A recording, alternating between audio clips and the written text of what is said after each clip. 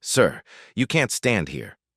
The voice came from behind the registration desk at the Palmer House Hotel. Marcus stopped. He stood in front of the counter, hands at his sides, the faint hum of conversation drifting from the ballroom down the hall. The young woman behind the desk glanced at him, then at her tablet screen. Her brow tightened. "I'm sorry, but your name isn't on the list." Marcus didn't respond. A well-dressed couple behind him stepped aside, whispering to each other without looking directly at him. Two security guards near the door exchanged a look but stayed where they were. "I just need to confirm something," Marcus said evenly. "I'm afraid the rules are the rules, sir." The air grew still. Marcus met her eyes. "Are you sure about that?" Silence. Then the sharp click of his shoes on the marble floor, steady, deliberate, echoing like a countdown to something none of them were ready for. The Palmer House ballroom glitters like a diamond against Chicago's autumn skyline.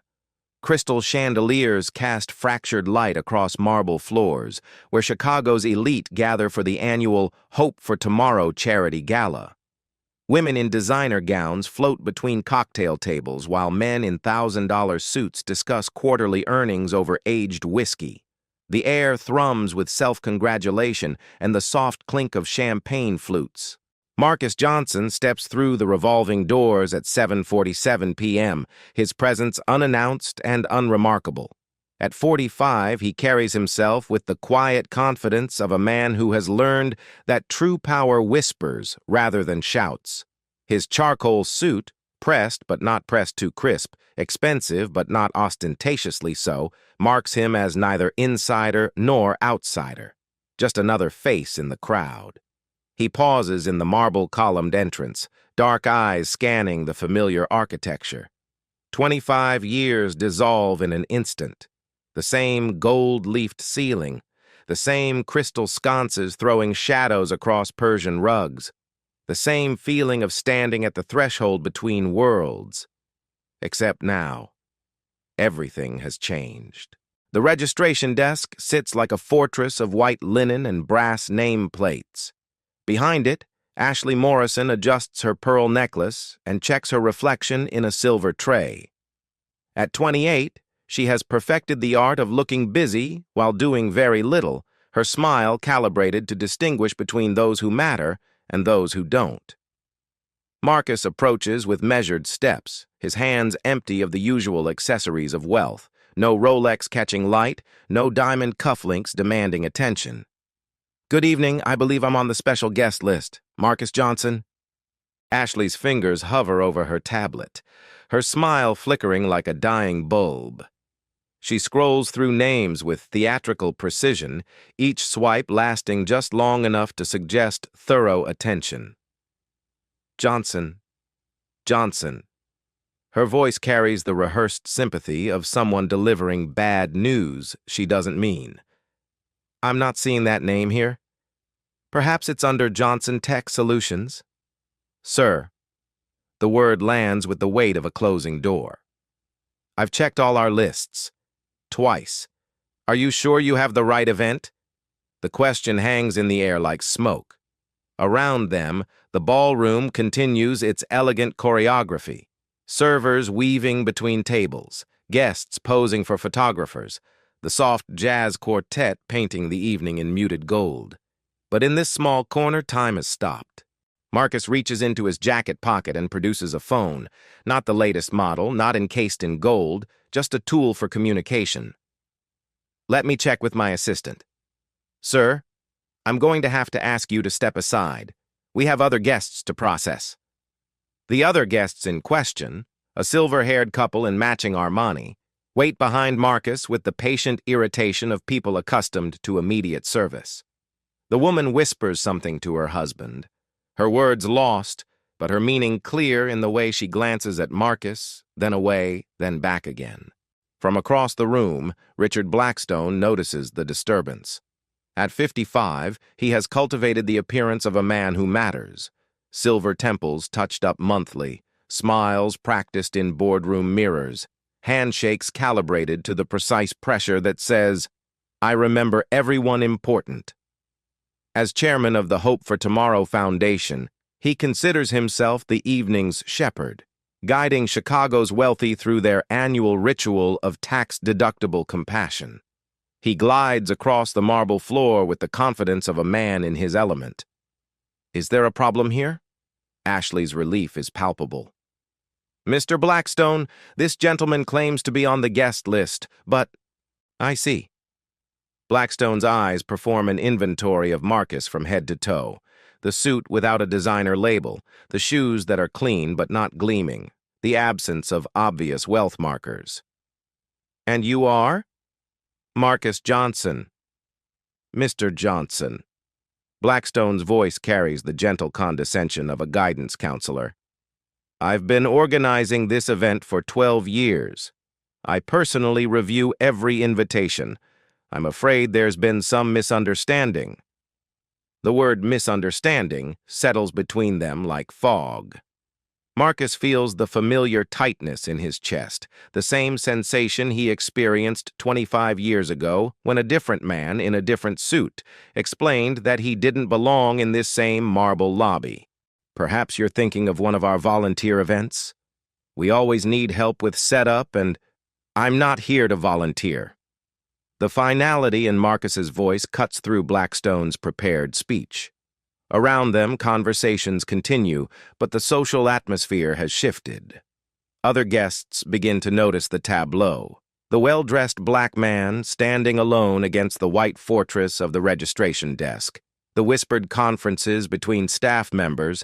The way space seems to open around them as people instinctively step away from potential unpleasantness. Victoria Sterling emerges from this growing circle of spectators like a shark drawn to blood in the water. At 42, she has weaponized charity work into social currency, collecting board positions like other women collect shoes. Her emerald gown cost more than most people's cars, and she wears it with the casual arrogance of someone who has never been denied anything. Richard, darling, what's happening? Her voice carries across the marble like champagne bubbles, light, effervescent, and sharp enough to cut. Nothing serious, Victoria. Just a small, oh my. She studies Marcus with the clinical interest of an anthropologist. You poor thing. Are you lost? The words land like slaps. The conversations around them don't stop, but they change, become more pointed, more theatrical, as if the speakers are performing for an audience that has suddenly materialized. Marcus remains perfectly still. In boardrooms across 3 continents, this stillness has made venture capitalists nervous and competitors recalculate their strategies. Here, it reads as something else entirely. Ma'am, I'm exactly where I need to be. Well, of course you are, sweetie. Victoria's smile could power a small city. But sometimes we all get a little turned around. The volunteer check-in is actually around the corner near the kitchen entrance.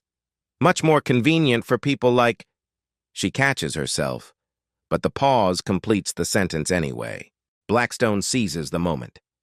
Mr. Johnson, I understand your enthusiasm for our cause, but this particular event is for major donors, individuals who've contributed significant amounts to our foundation. The minimum threshold is $10,000. He delivers this information with the practiced ease of someone explaining basic math to a child. Around them, the ballroom continues its glittering performance, but their small corner has become a theater of its own, with an audience that pretends not to watch while hanging on every word. I see. Marcus's voice remains level, controlled. And you determine this how? Well, we have our records. Your records are incomplete. The challenge in these 4 words shifts the entire dynamic. Ashley's fingers freeze over her tablet. Victoria's smile falters for the first time. Blackstone's practiced composure develops its first crack. Mr. Johnson, I don't think you understand the nature of this event. These are serious philanthropists. People who've dedicated their lives to charitable work. The Sterling family alone has contributed over $200,000 this year.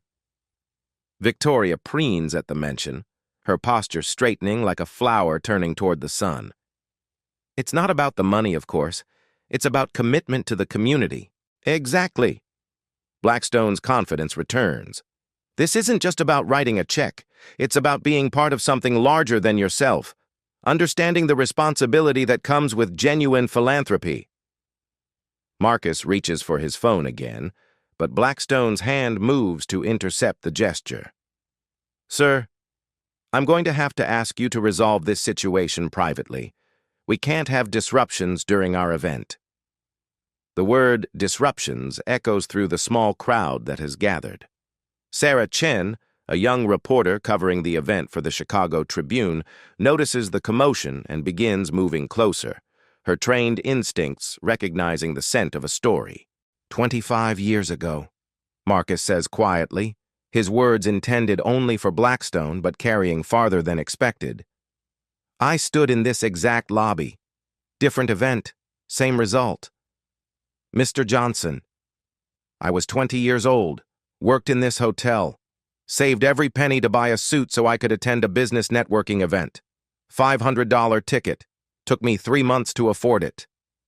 The ballroom noise seems to dim, as if the building itself is leaning in to listen. Hotel manager took one look at me and decided I was in the wrong place. People like you, he said, don't belong at events like this. Victoria's champagne glass trembles almost imperceptibly in her manicured hand. I left that night, walked 20 blocks in the rain, swore I'd never let anyone make me feel small again. Blackstone attempts to regain control. Mr. Johnson, I'm sure that was unfortunate, but nothing has changed. Marcus's eyes sweep the small crowd that has gathered, taking inventory of their faces. Some curious, some uncomfortable, some already reaching for phones to capture whatever comes next. Same building, same assumptions, same conclusions drawn from the same evidence. The silence that follows feels dangerous, like the moment before lightning strikes. Ashley checks her watch with studied casualness. Sir, if you don't have proper credentials, I have proper credentials. Then present them. Marcus reaches into his jacket pocket and produces a business card. Simple white cardstock, black lettering, no fancy embossing or metallic ink. He places it on the registration desk like a chess player making a crucial move. Ashley glances at the card, then at Blackstone, then back at the card. Her expression shifts through confusion, recognition, and something approaching panic. Johnson Tech Solutions, she reads aloud, her voice smaller than before. I know that company, someone in the crowd murmurs. They're big, another voice finishes. Very big. Blackstone's practiced smile never wavers, but something behind his eyes recalibrates. Well, of course, a tech company. That explains the casual attire. Marcus almost smiles at the desperate save. Does it? Absolutely. Silicon Valley casual, right? Very modern. Though I have to say, for an event of this caliber, we do expect a certain level of formality. Respect. The word hangs between them like a blade. Marcus studies Blackstone's face, reading the desperation behind the maintained composure, the way privilege scrambles to justify itself when challenged.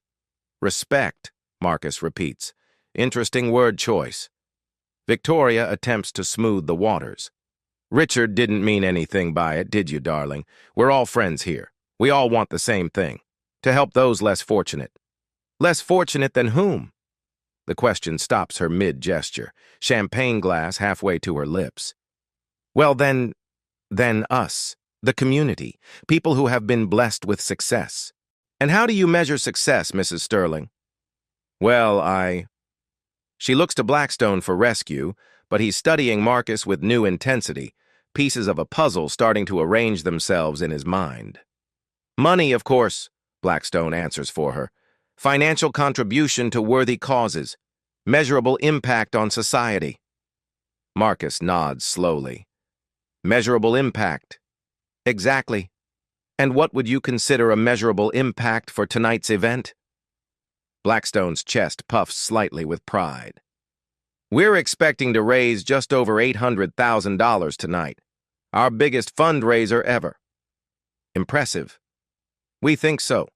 12 years of building relationships, cultivating donors, creating a community of people who truly care about making a difference. Marcus's phone buzzes.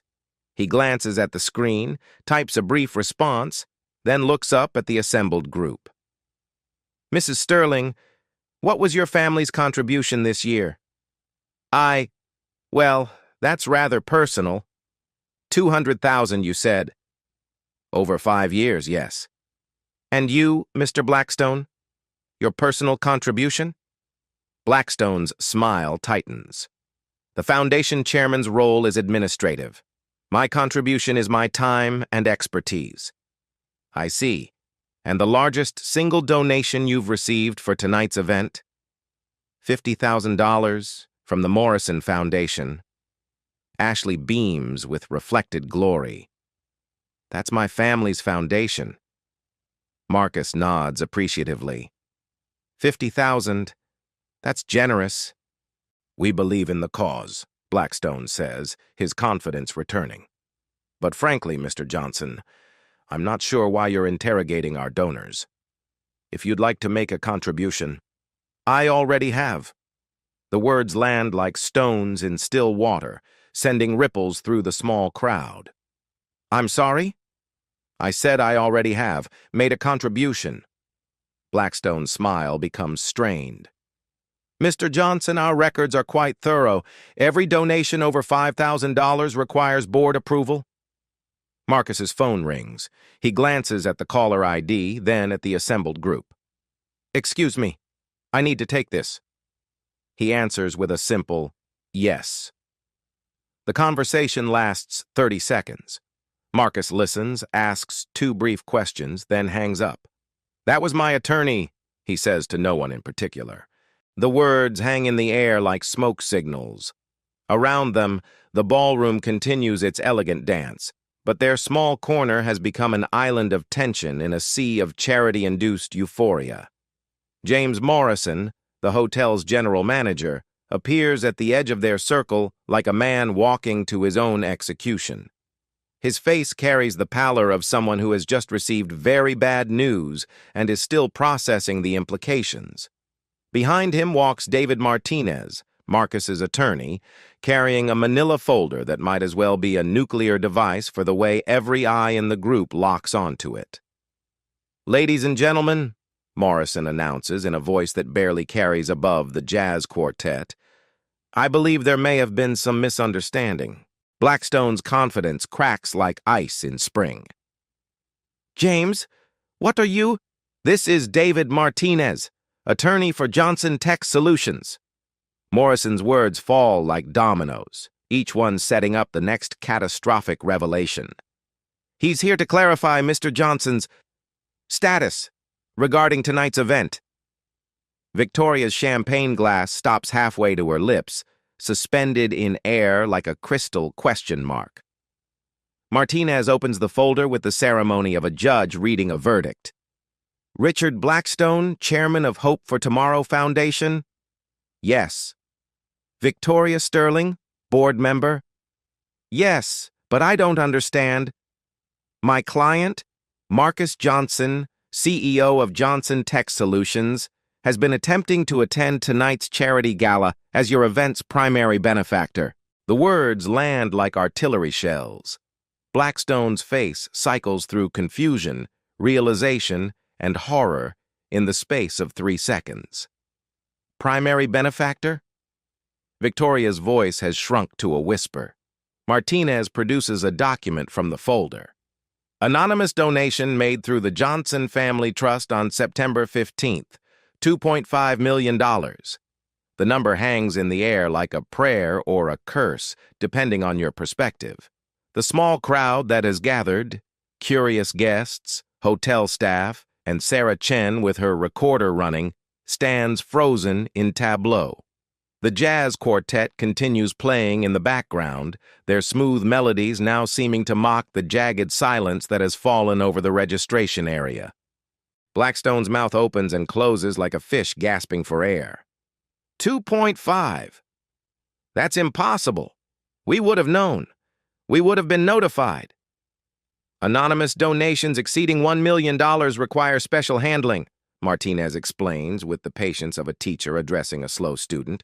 The donor specifically requested no recognition, no special treatment, no VIP accommodation. But the records are sealed until the donor chooses to reveal themselves, which, given tonight's circumstances, Mr. Johnson has decided to do. Marcus steps forward, his voice carrying a new weight. I wanted to observe how my donation was being used. See if the foundation I chose to support actually lived up to its stated values. The implications of his words spread through the small crowd like ripples in a pond. Sarah Chen's pen moves frantically across her notepad. Hotel staff exchange glances that communicate volumes. The well-dressed guests who moments earlier were ready to dismiss Marcus now study him with the intensity of art appraisers who have discovered they've been looking at a lost masterpiece. Victoria recovers first, her social reflexes kicking in like muscle memory. Marcus, may I call you Marcus? This is wonderful. Such a generous contribution. We had no idea. That someone who looks like me could write a check that large? The question stops her mid-sentence. Around them, the ballroom continues its glittering performance. But their small corner has become a different kind of theater entirely. That's not what I meant. What did you mean, Mrs. Sterling? The silence that follows feels like the moment between lightning and thunder, when you know the impact is coming but haven't heard it yet. Blackstone attempts damage control. Marcus, there's clearly been a terrible misunderstanding. If we had known, you would have treated me differently? Well, of course. VIP treatment, special seating, recognition in our program. Because of my bank account. Because of your generosity, your commitment to our cause. Marcus studies Blackstone's face like a scientist examining a specimen. My commitment hasn't changed in the last 5 minutes, only your knowledge of my net worth. The words cut through the marble-columned space with surgical precision. Around them, other guests have begun to notice the drama unfolding, conversations shifting from quarterly earnings and vacation plans to the fascinating spectacle of wealth revealing itself in unexpected packages. Ashley, who has remained silent throughout the exchange, finally speaks. Mr. Johnson, I'm so sorry. If I had known who you were... Who am I, Ashley? The question lands like a challenge. She looks to Blackstone for help, but he's staring at Martinez's folder as if it contains nuclear launch codes. You're our biggest donor. No. Marcus's voice remains level, controlled. I'm exactly who I was 20 minutes ago.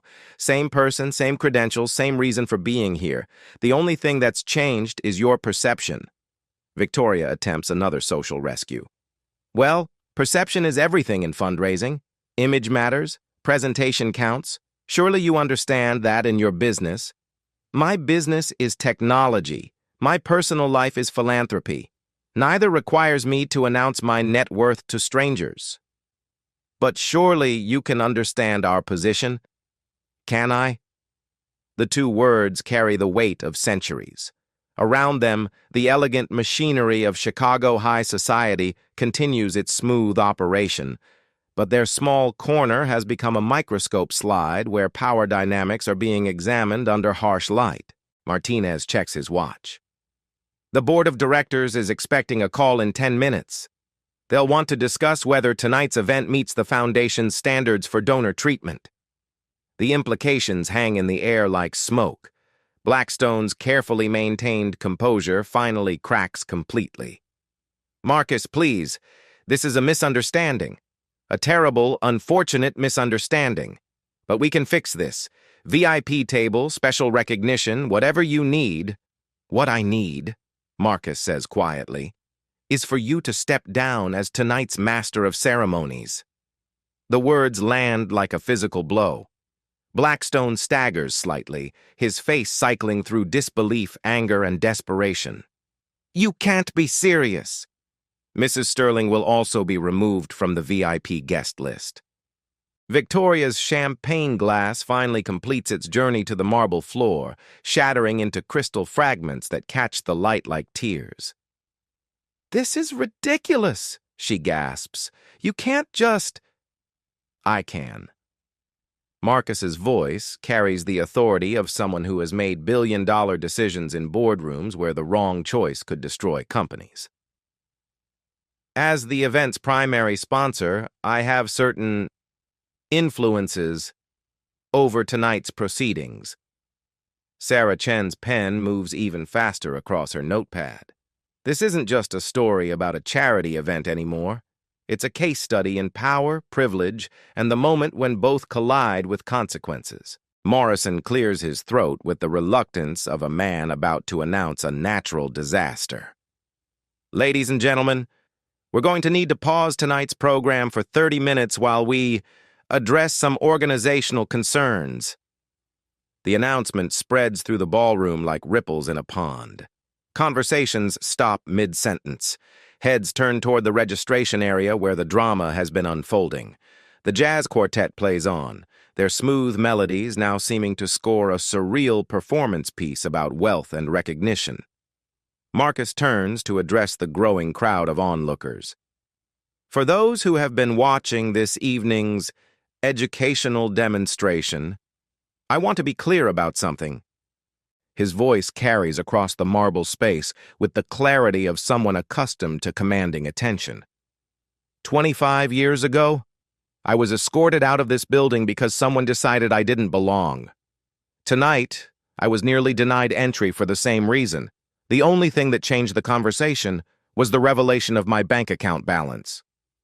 The ballroom has gone completely quiet now, even the jazz quartet pausing between songs. "I've donated $2.5 million to the Hope for Tomorrow Foundation because I believe in their stated mission. But I've learned tonight that their actual mission may be quite different from what appears in their brochures." Blackstone makes one final desperate attempt.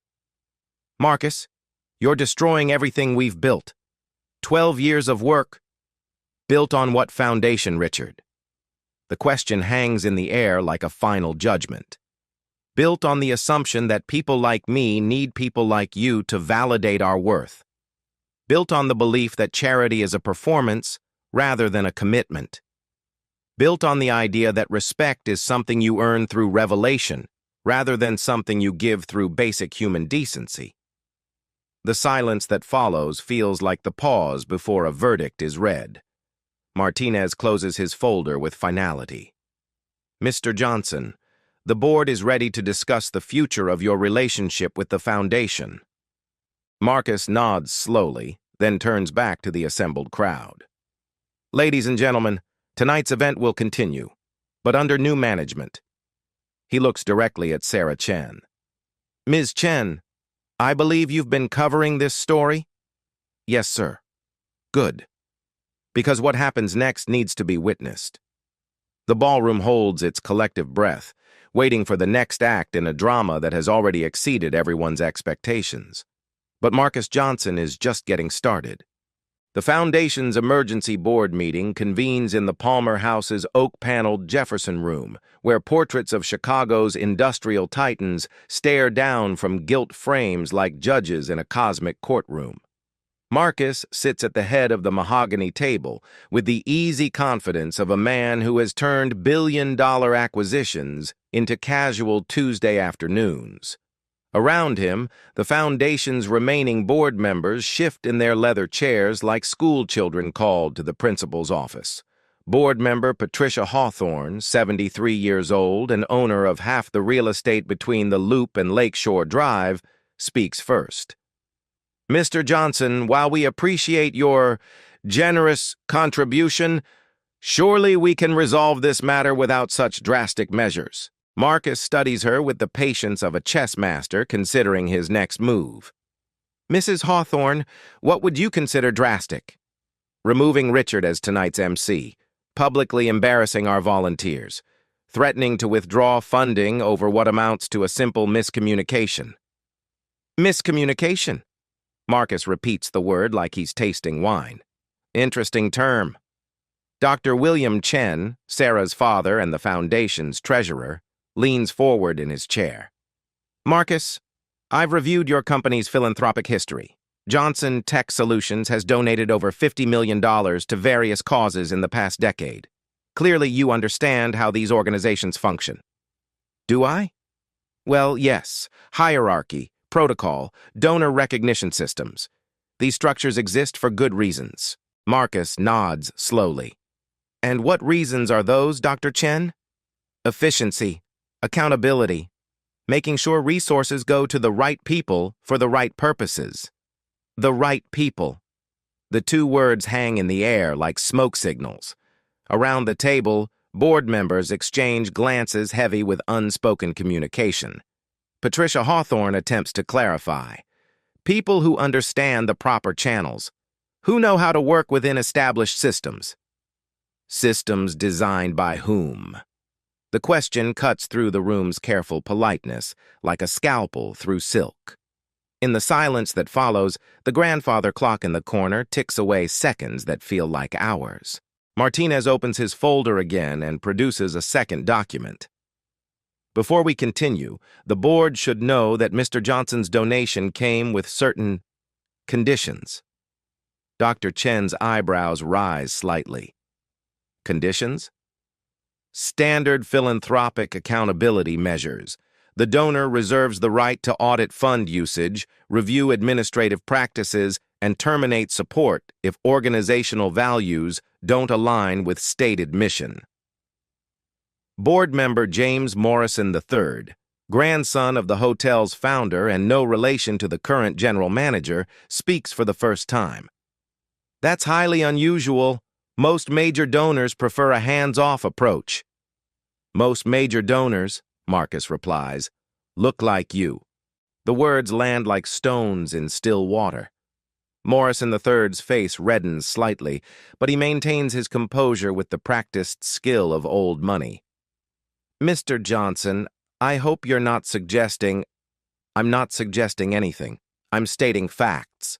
In the past hour, I've been questioned, dismissed, redirected, and finally acknowledged solely based on the revelation of my financial capacity. Not my character, not my commitment, not my qualifications, my bank account. Patricia Hawthorne adjusts her pearl necklace with nervous precision. But surely you understand that fundraising requires certain protocols. We have to verify credentials, ensure proper representation. Whose credentials did you verify when the Morrison Foundation made their $50,000 contribution? The question stops her mid-gesture. Did you ask James Morrison III to prove his worth? Did you question his right to attend? Did you suggest he might be more comfortable at a different type of event? Morrison III's jaw tightens almost imperceptibly. That's completely different. How? Well, the Morrison family has been part of Chicago society for 4 generations. Our commitment to philanthropy is well established. Our reputation speaks for itself. And my reputation? Well, you're new. Tech money. Self-made. Different background. Marcus almost smiles at the euphemisms. Different how? The silence that follows could power a small city. Dr. Chen attempts to bridge the gap. Marcus, I think what James is trying to say is that established philanthropic families have existing relationships, shared history, common understanding of social expectations. Social expectations. Marcus leans back in his chair. Dr. Chen, your daughter Sarah is covering tonight's event for the Tribune. What do you think her article will say about the Foundation's social expectations? The implication hits like a physical blow. Dr. Chen's face goes pale as he realizes that his family name will be attached to whatever story emerges from tonight's events. Martinez produces a third document. The Johnson Family Trust is prepared to establish a $5 million endowment for the Hope for Tomorrow Foundation, but certain organizational changes would need to be implemented first. $5 million. The number hangs in the room like a prayer or a threat, depending on your perspective. Patricia Hawthorne recovers first. What kind of changes? Complete restructuring of the board to ensure diverse representation, mandatory bias training for all staff and volunteers, implementation of anonymous donor protection protocols, and immediate resignation of current leadership. Morrison III stands abruptly. This is extortion. Marcus remains perfectly still. No, James. This is accountability. Extortion would involve threatening to expose something illegal. I'm simply offering to continue supporting an organization that aligns with my values or discontinuing support for one that doesn't. But you're demanding we fire people. I'm suggesting you evaluate whether your current leadership represents the values you claim to champion. Dr. Chen attempts diplomacy. Marcus, surely we can find some middle ground. Richard has made mistakes tonight, but he's been dedicated to this foundation for 12 years. Dedicated to what exactly? The question cuts through the room's careful politeness like lightning through darkness. To maintaining systems that ensure people like me know our place. To preserving hierarchies that keep wealth and power in familiar hands. To practicing charity as performance rather than commitment. Patricia Hawthorne's voice drops to a whisper. That's not fair. Mrs. Hawthorne, what's fair about judging someone's worth by their appearance? What's fair about assuming someone doesn't belong based on the color of their skin? What's fair about requiring people to prove their humanity through their net worth? The words hang in the air like final judgments. Around the table, the Foundation's board members sit in silence, each wrestling with implications they're not entirely ready to face. Martinez checks his watch. The media is waiting for a statement. The guests are expecting the evening to continue. Decisions need to be made. Marcus stands slowly, his movement drawing every eye in the room. Ladies and gentlemen, I'm going to step outside for 5 minutes. When I return, I'd like to know whether the Hope for Tomorrow Foundation is an organization I want to continue supporting. He pauses at the door. The choice is yours, but choose carefully, because whatever decision you make tonight will define not just this foundation, but your own legacy. The door closes behind him with a soft click that sounds like a gavel falling. In the hallway outside, Marcus finds Sarah Chen waiting with her recorder and notepad. Her eyes carry the intensity of a journalist who has stumbled onto the story of her career. Mr. Johnson, can you comment on what's happening in there? Marcus considers the question, then the young woman asking it. Ms. Chen, how long have you been covering charity events? 3 years. And in those 3 years, how many times have you seen a major donor publicly challenged about their credentials? Sarah's pen stops moving. Never. How many times have you seen someone questioned about whether they belong at a fundraising event? Never. How many times have you seen wealth have to prove itself to access? The silence that follows answers the question more clearly than words could. Marcus continues.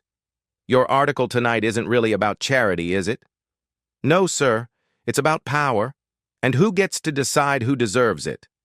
Write that story, Ms. Chen. Write it honestly, and write it completely. The Jefferson Room door opens, and Dr. Chen emerges, his face carrying the weight of a decision that will echo through Chicago's philanthropic community for years to come. Marcus, we'd like to continue our conversation. Back inside the oak-paneled room, the atmosphere has shifted.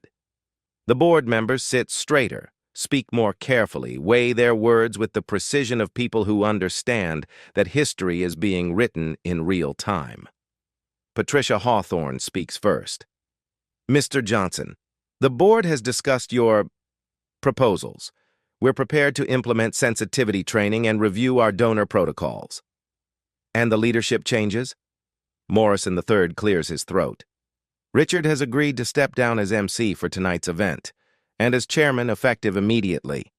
And Mrs. Sterling's board position will be re-evaluated. Marcus nods slowly. And the new endowment? Dr. Chen answers. We accept your generous offer. With gratitude. Good. Marcus sits back down, but his posture suggests this conversation is far from over. Now let's discuss what happens next. Martinez produces yet another document, the Marcus Johnson Inclusion Initiative, a comprehensive program to ensure that charitable organizations receiving Johnson Trust funding meet specific diversity and accessibility standards.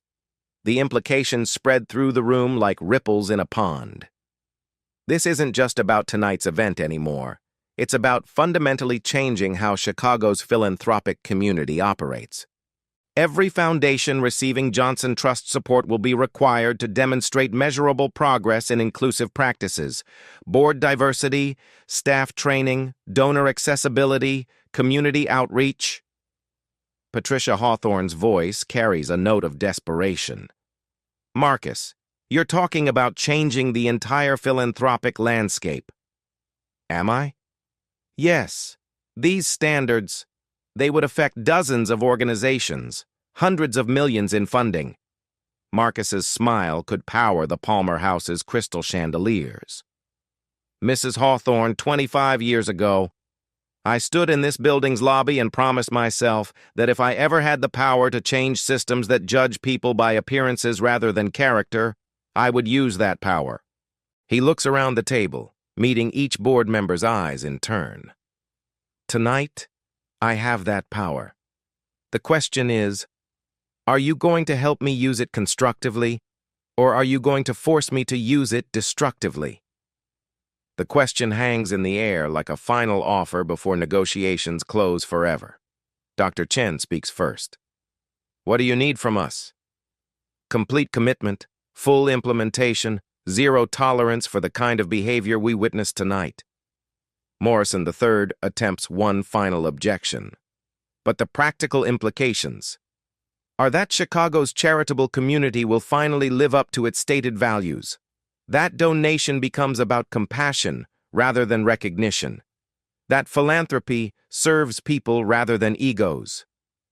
The silence that follows feels like the moment between lightning and thunder, when you know the impact is coming but haven't heard it yet.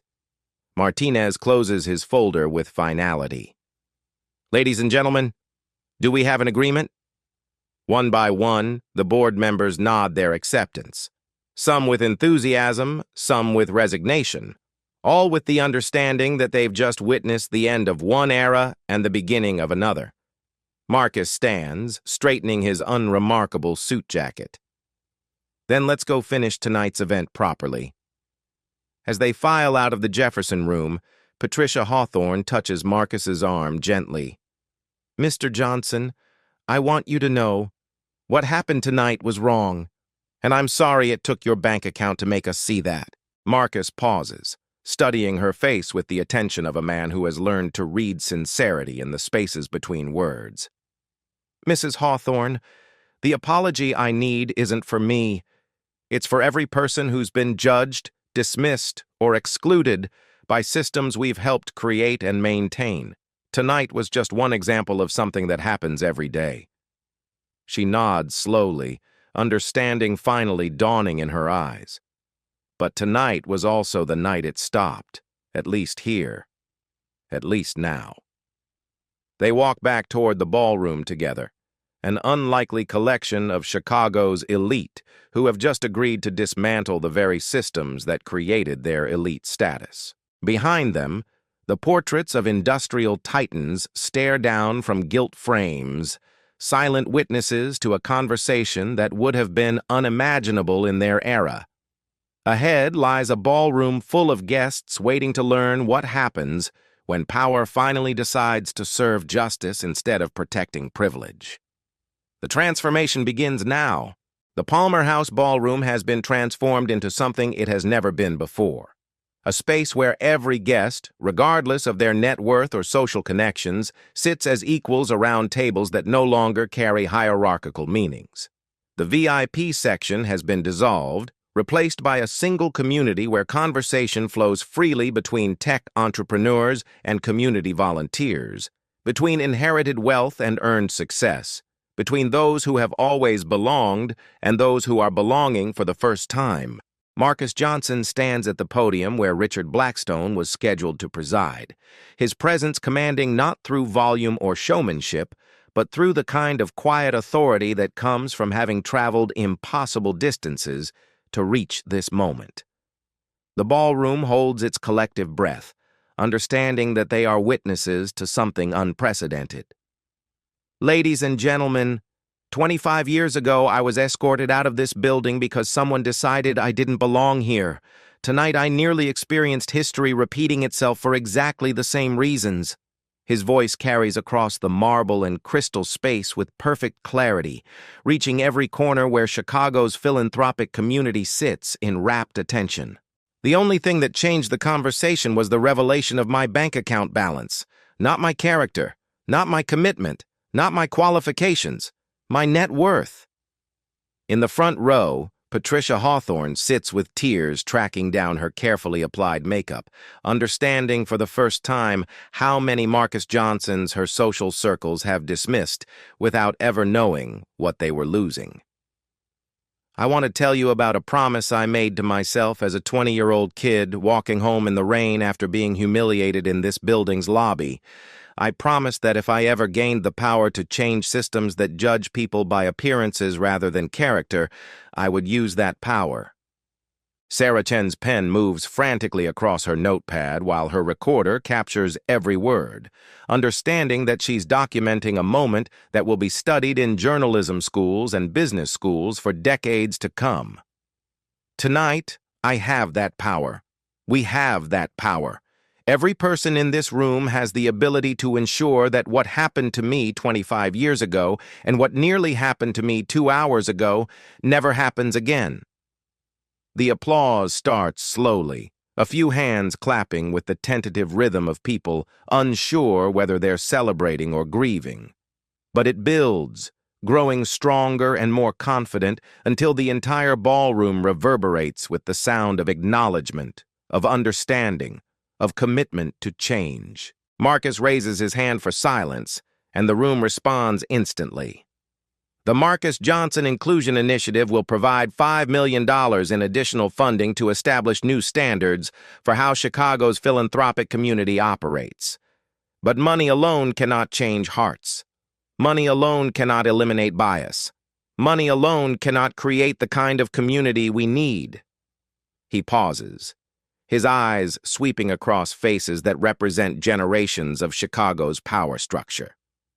What creates change is the decision, made individually by each of us, to see people as they are rather than as we assume them to be, to offer respect as a baseline rather than something earned through revelation, to practice charity as commitment rather than performance. In the back of the ballroom, hotel staff who witnessed the evening's earlier drama watch with expressions that range from amazement to vindication. They understand better than most how rarely they see powerful people held accountable for treating others with basic human dignity. Marcus's phone buzzes with a text message. He glances at the screen and smiles, the first genuine smile of the evening. I've just received a message from my mother, Dolores Johnson, who's watching this speech via live stream from her apartment in Southside Chicago. She wants me to remind everyone that true wealth isn't measured in dollars, but in how we treat people who can do nothing for us in return. The silence that follows this statement feels sacred, like the pause in a church service when congregation members are left alone with their thoughts and consciences. Mama, if you're still watching, and I know you are, this one's for you, and for every person who's ever been told they don't belong somewhere. Tonight, we belong everywhere. The standing ovation begins before Marcus finishes his sentence, building into something that transcends mere applause and becomes a release of tension, guilt, recognition, and hope that has been building throughout the evening. As the sound gradually subsides, Marcus steps away from the podium and walks directly to a table where 3 people sit who weren't there when the evening began. Maria Santos, the elderly Latina woman who was quietly discouraged from the VIP section earlier. David Kim, the young man with cerebral palsy who struggled to find accessible seating. and Jennifer Washington, the single mother who attended as a volunteer, but was made to feel like an intruder in the guest areas. He sits down among them, his actions sending ripples through the ballroom as other guests begin to understand that the evening's true transformation isn't about speeches or policies, but about the fundamental reorganization of who matters and why. One by one, other guests begin moving between tables, introducing themselves to people they might have overlooked earlier, engaging in conversations that bridge the social chasms that seemed insurmountable just hours before. Victoria Sterling approaches Marcus's table with hesitant steps, her earlier arrogance replaced by something approaching humility. "Mr. Johnson, I want to apologize, not because of your donation, but because of how I treated you as a human being." Marcus studies her face with the attention of someone who has learned to distinguish between strategic apologies and genuine remorse. "Mrs. Sterling, the apology I need isn't for me. It's for Maria, who you suggested might be more comfortable at a different type of event. It's for David, who you ignored completely. It's for Jennifer, who you assumed was serving food rather than supporting the cause." Victoria turns to face the three people Marcus indicated, understanding that her path to redemption lies not in his forgiveness, but in acknowledging the humanity of people she had dismissed as invisible. "I'm sorry," she says to each of them individually, her voice carrying none of its earlier artificial warmth but all of the gravity that comes with genuine recognition of wrongdoing. As the evening progresses, the Palmer House Ballroom becomes something unprecedented in Chicago's philanthropic history, a space where charity is practiced rather than performed, where community is built rather than displayed, where power serves justice instead of protecting privilege. 3 months later, Marcus Johnson sits in the same chair where he was nearly denied entry, but the setting has transformed beyond recognition.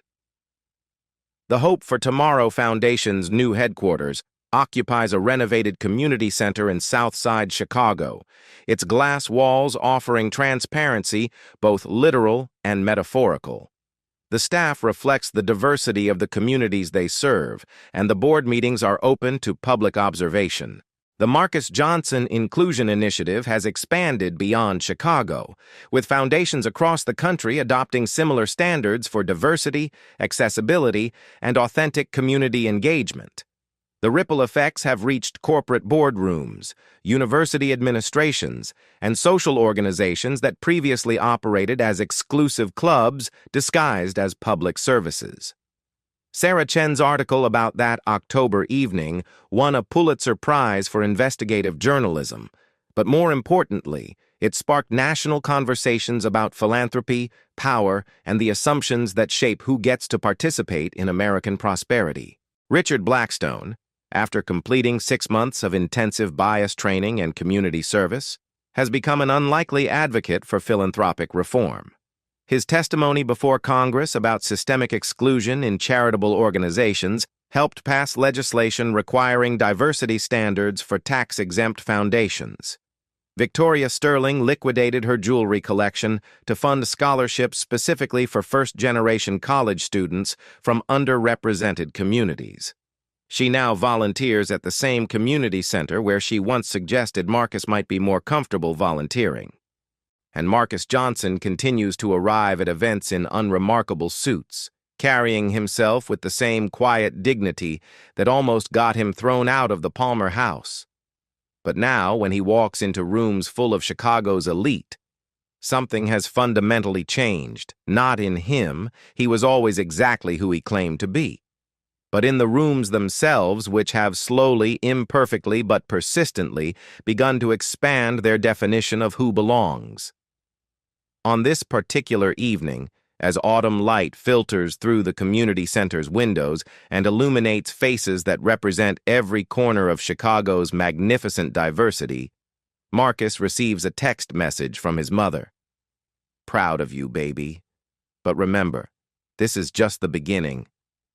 He looks around the room at faces that would never have been present in the Palmer House's ballroom 3 months ago, at conversations that bridge every conceivable divide, at young people who are learning that philanthropy means service rather than status.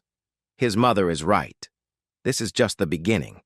But sometimes, the most important revolutions start with one person refusing to leave when they're told they don't belong. Sometimes change begins with someone deciding that their worth isn't determined by other people's recognition.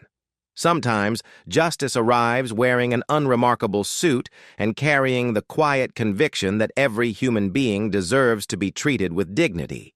The Palmer House still stands on State Street, its marble columns and crystal chandeliers unchanged. But the conversations happening in its ballrooms, the assumptions guiding its guest lists, and the values underlying its charitable events have been transformed forever. Because one night in October, Marcus Johnson decided that power should serve people rather than protect privilege, and Chicago's philanthropic community decided to agree. The revolution wasn't televised. It was witnessed. And it began with 4 words that changed everything. I already belong here.